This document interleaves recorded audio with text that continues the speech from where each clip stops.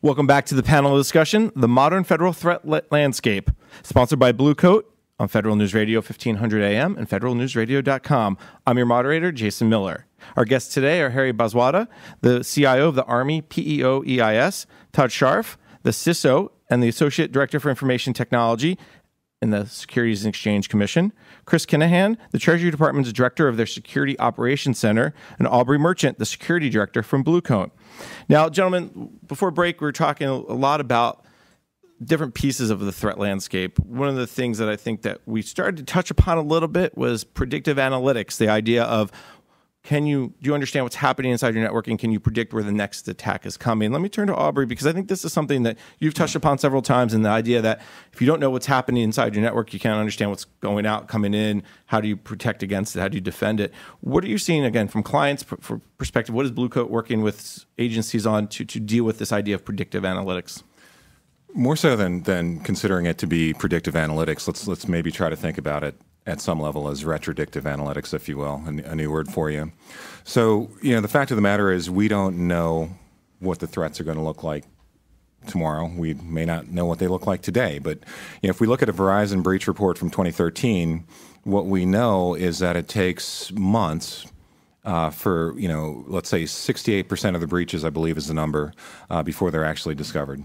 So if we're able to discover those threats earlier, then that should mean we should be able to mitigate them a lot quicker than we have been able to. So how do we do that with analytics, let's say? So, I talked a little while ago about implementing protocol parsers, being able to get better attributes out of actual network flows, and this notion of richer network metadata or richer network flow data.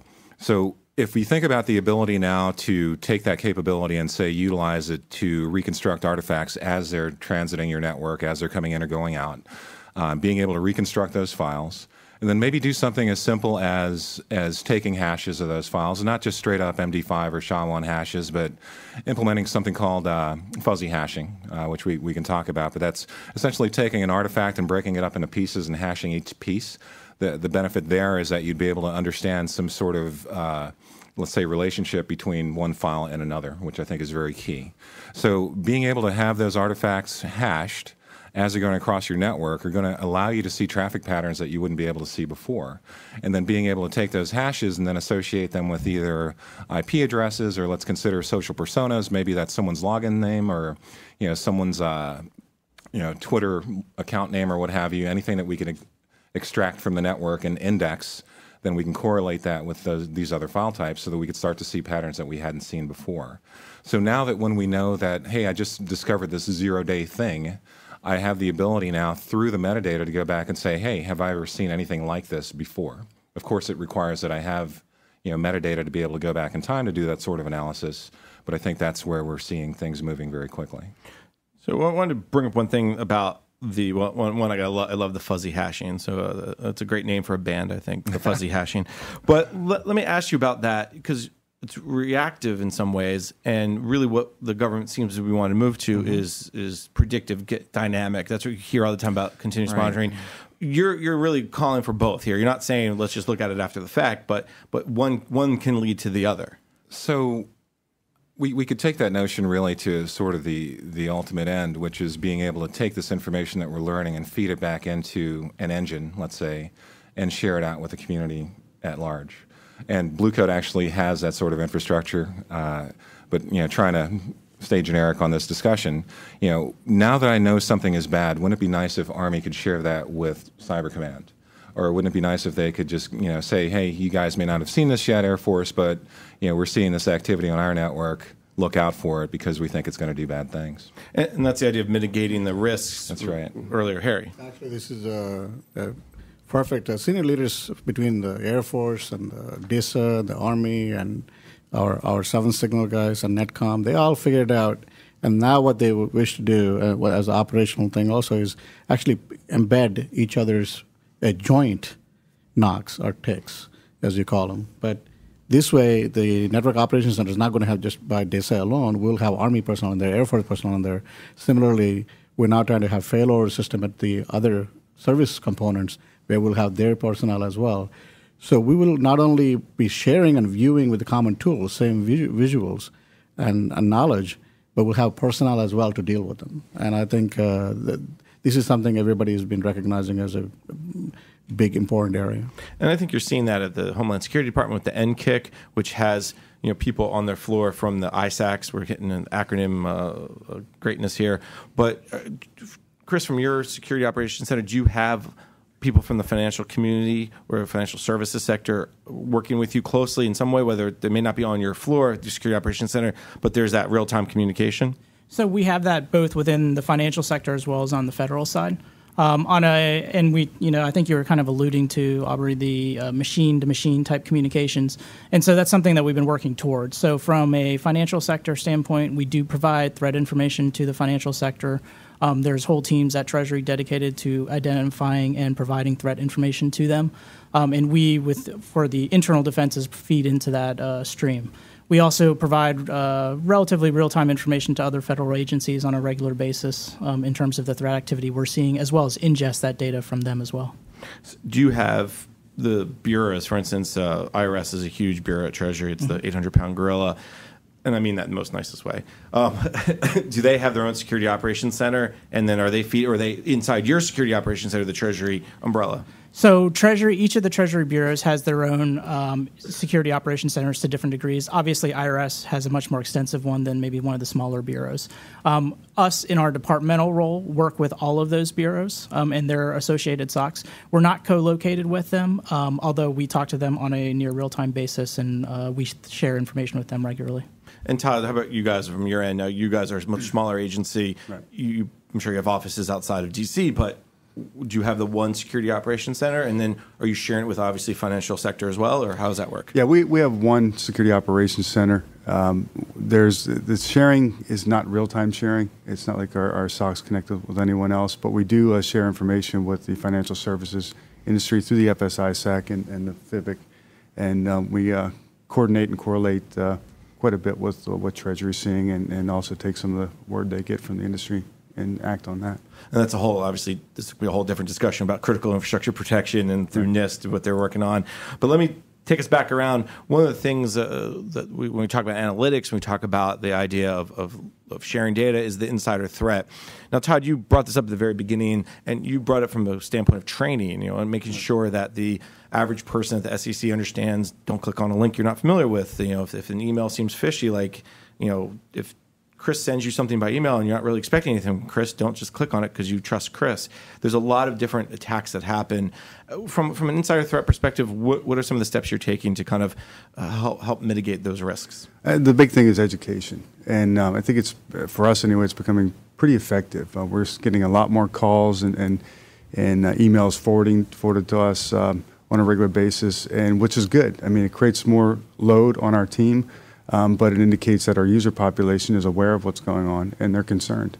That's a big plus for us. The other part is behavioral analysis and kind of having an idea what goes on the network, knowing your environment, not purely from a network standpoint, but from an object and object class standpoint.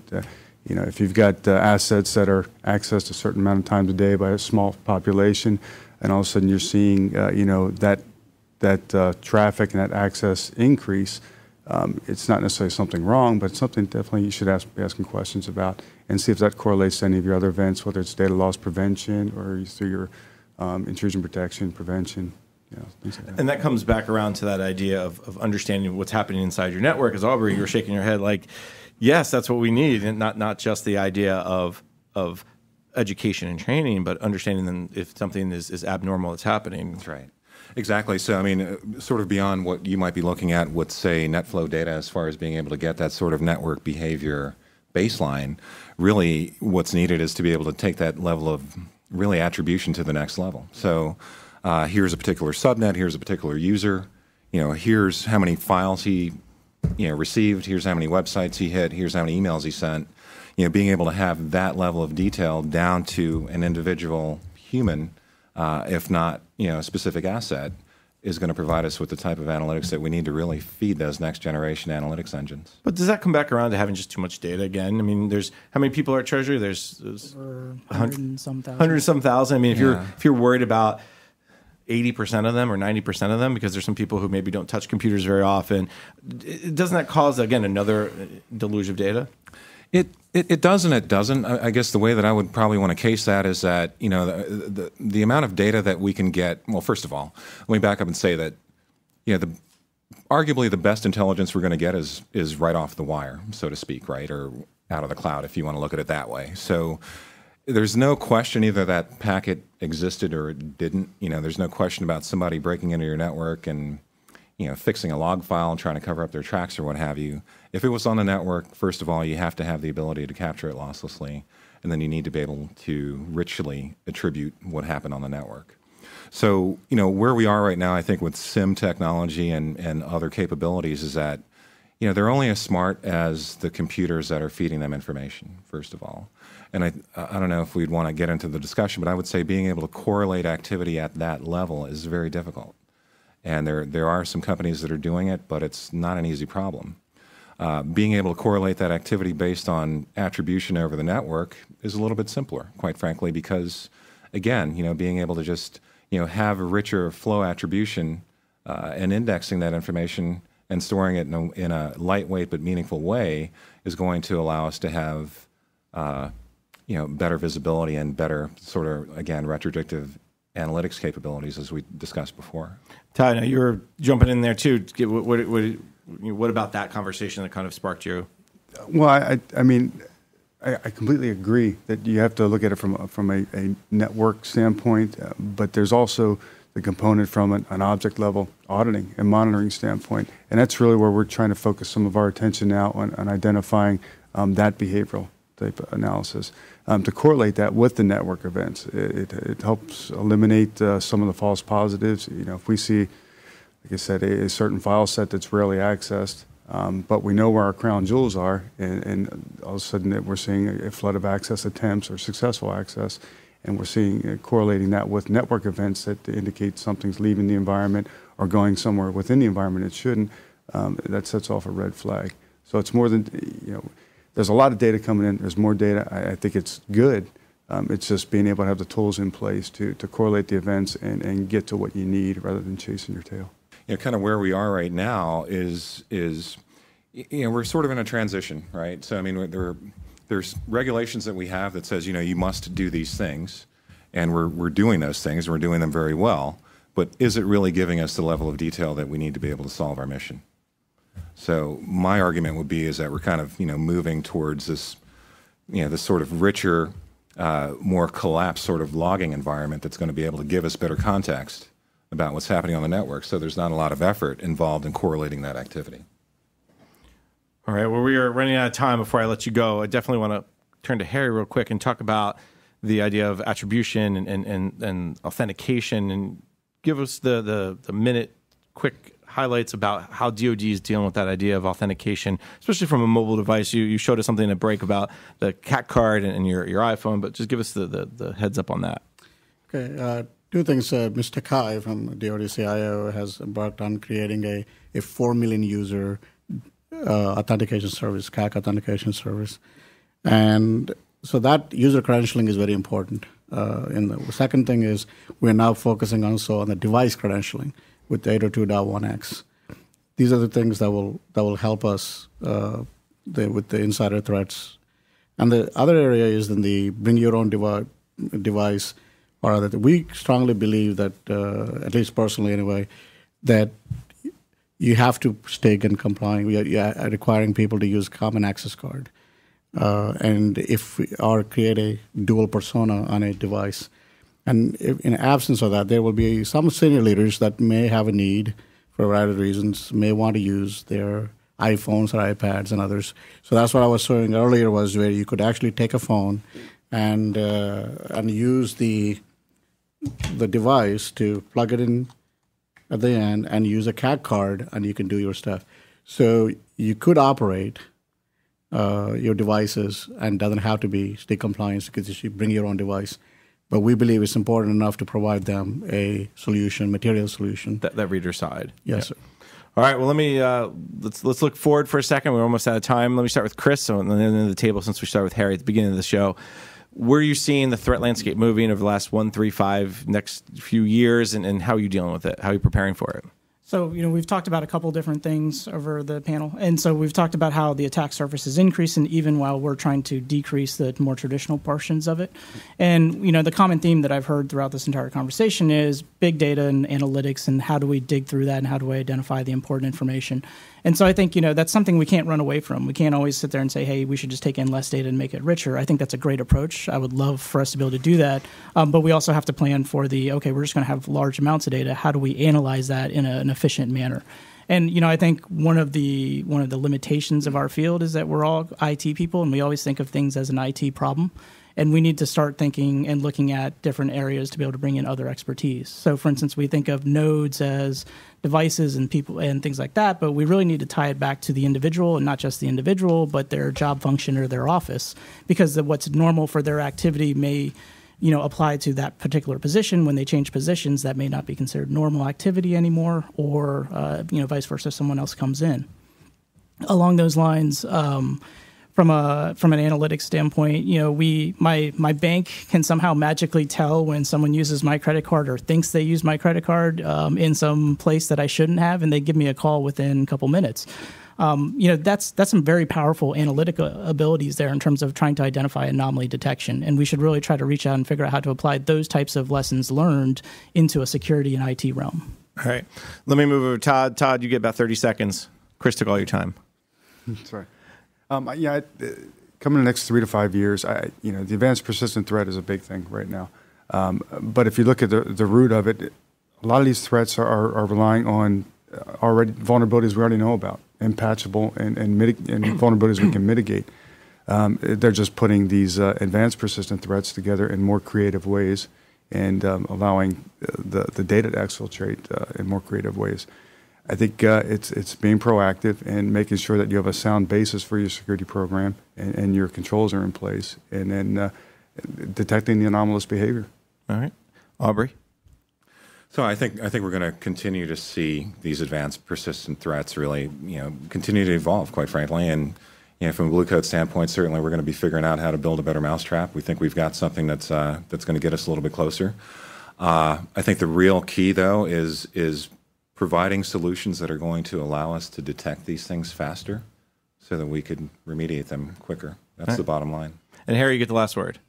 Well, as we all know, threats are increasing and evolving, and budgets are decreasing.